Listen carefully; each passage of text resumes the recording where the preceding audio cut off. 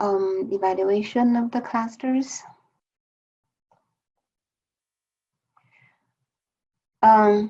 So before we talked about, we already talked about how to use Shadowette to evaluate the performance. Only earlier we used that to find the best number of clusters.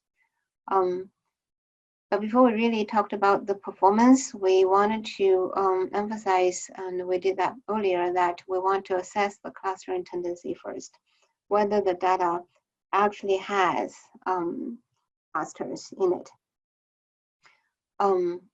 So a way to test that is to use a method called Hopkins statistics.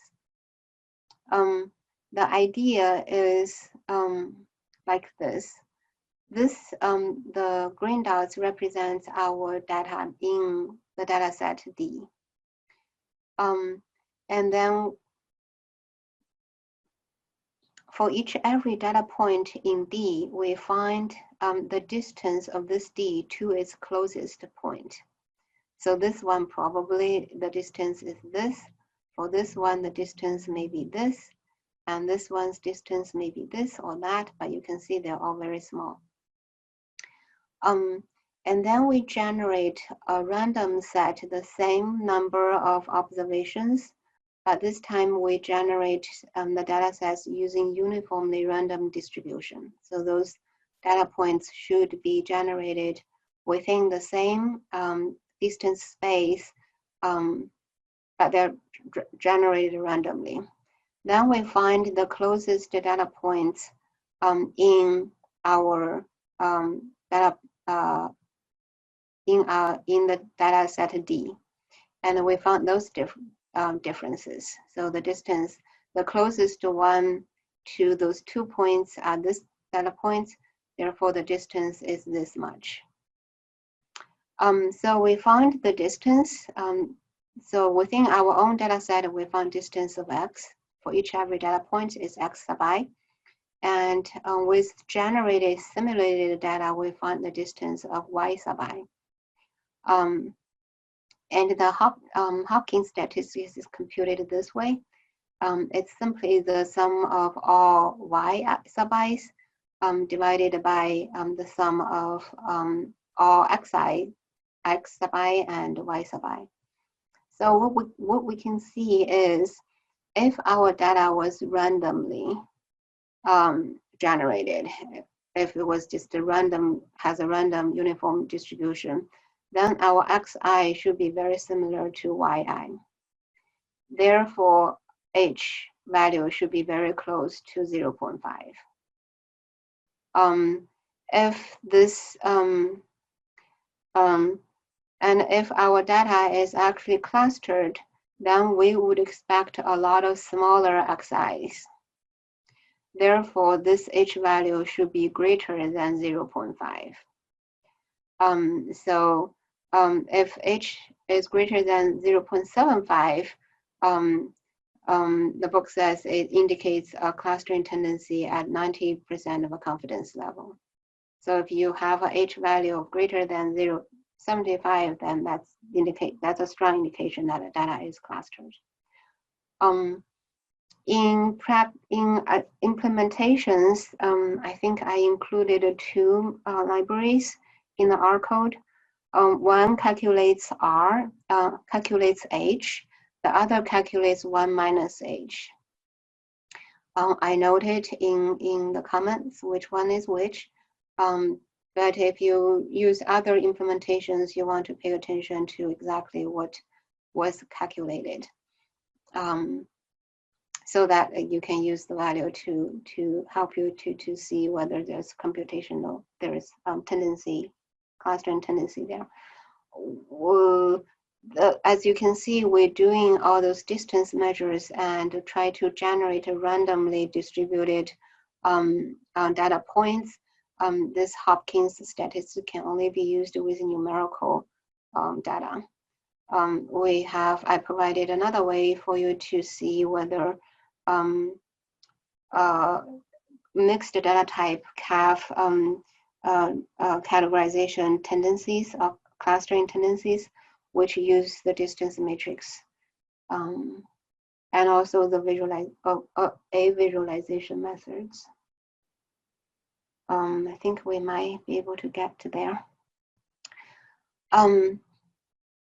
Okay, so now we discussed, well, whenever you do a clustering analysis, first do a tendency assessment, either using Hopkins or using distance matrix or using the visualization methods that I'm going to talk about, T-SNE. And then after you complete your clustering, then you want to measure the clustering quality. There's two ways that we can do that. One is extrinsic, meaning somebody gave you gold standard. You have a ground truth to compare your result with, which is BCubed position and recall metrics. The other is intrinsic measure, just to measure how tight the clusterings are and how separate those clustering results is. We can use Shallow coefficient. We can use some square errors that we have discussed earlier. So for BCubed, right. BCubed is a clustering quality measure that meets all those three essential criteria that's desirable in most of the cases for clustering analysis. One is cluster homogeneity. I know I did not pronounce these words right. Luckily, I have it printed out. Another is clustering completeness. Basically, the result needs to be matched the gold standard. Always, you want the result to match the gold standard, but also it's desirable when there's lots of heterogeneous objects. Instead of clustering them into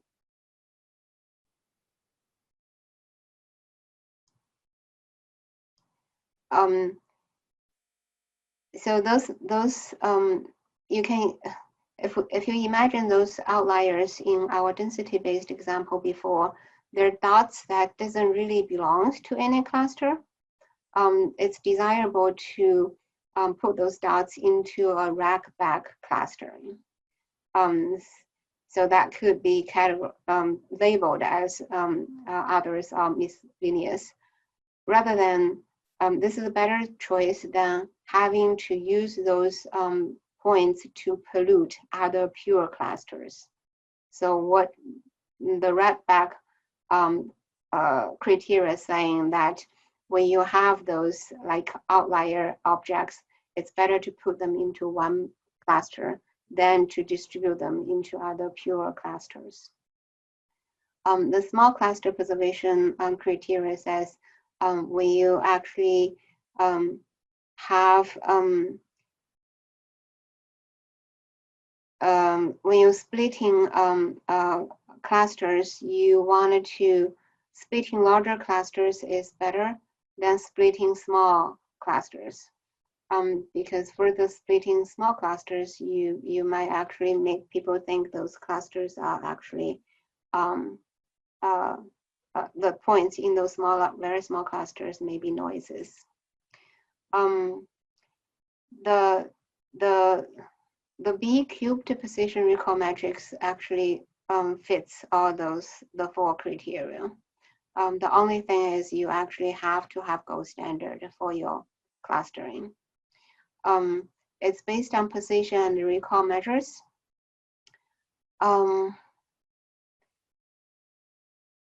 I don't know how many of you have read book. Does this formula make sense to you? Because if it do, then I don't have to go through this.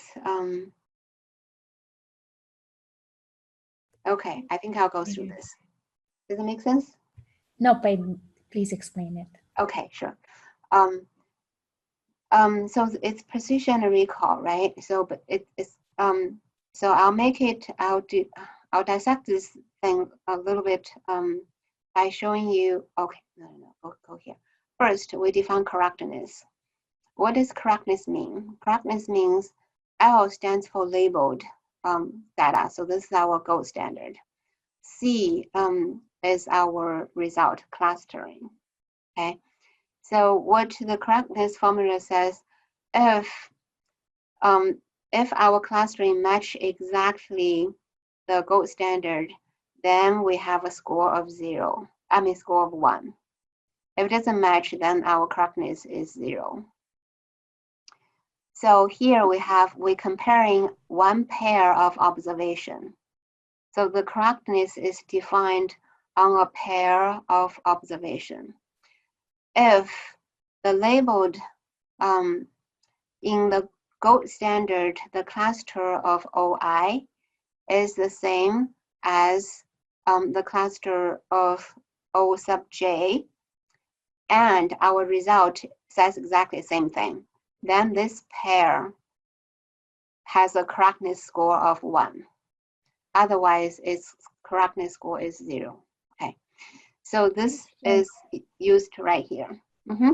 Why do we do pair and not individual? So couldn't we do LOI versus COI? Why are we looking at the pairs? So you said why don't we do what? So since we have, why don't we compare the L versus C directly versus the pair of OI versus OJ? So LOI versus COI, and then LOJ versus COJ versus looking at the pair of LOI equals to LOJ. I think this is going to become clear. We will, the total position going to be an average of individual pairs score.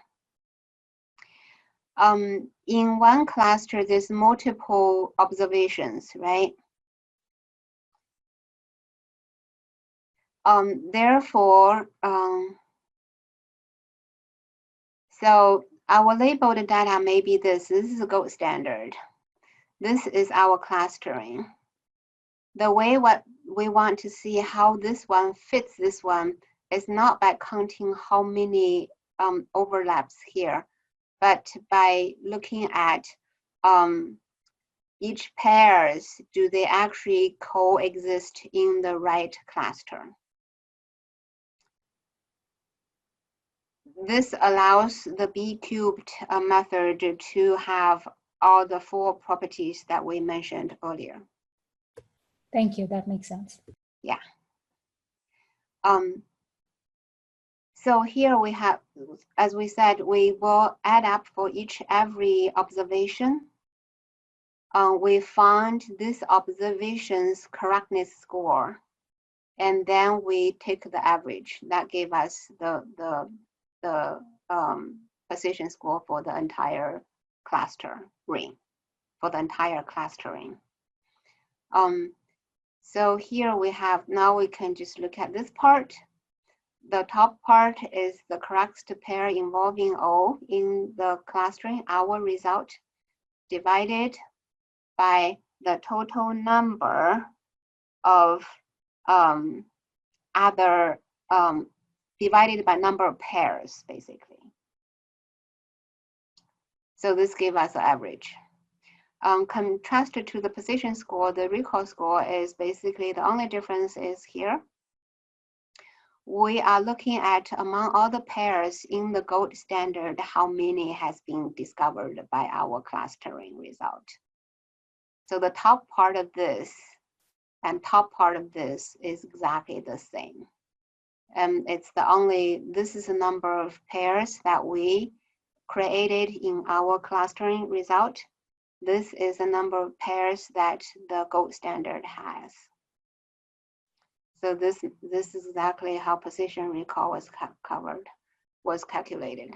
So I translate the whole thing into English. Then this BCubed position is the position score for every point divided by n, total number of points.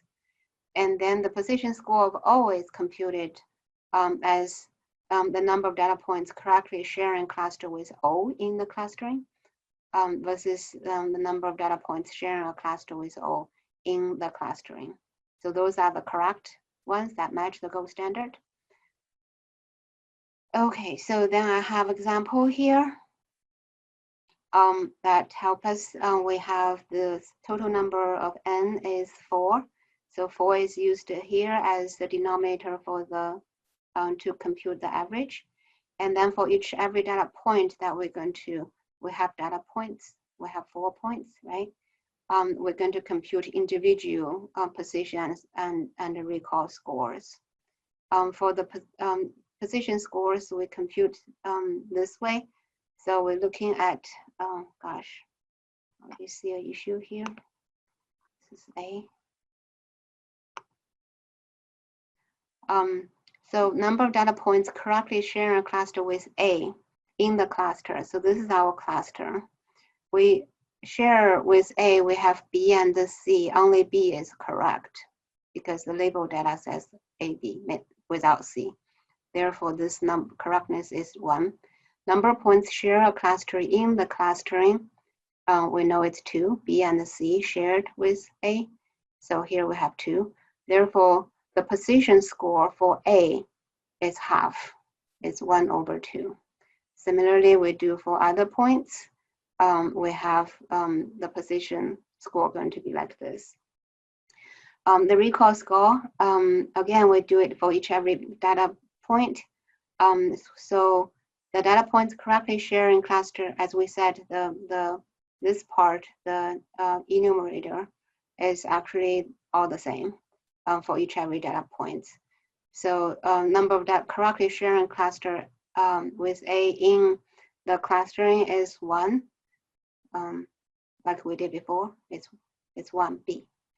And number of points shared a cluster with A in the truth. Truth is here, only B shared. So therefore it's 1. Therefore our recall score for data point A is 1/1. We recalled everything that's labeled here.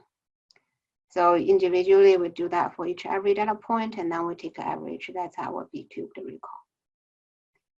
And the silhouette coefficient, we explained it earlier. It gave us one single score to indicate the quality of a clustering. Questions? Okay, so summary basically highlights what we have mentioned earlier. We still have a little bit of time. I think we want to go to the R exercise.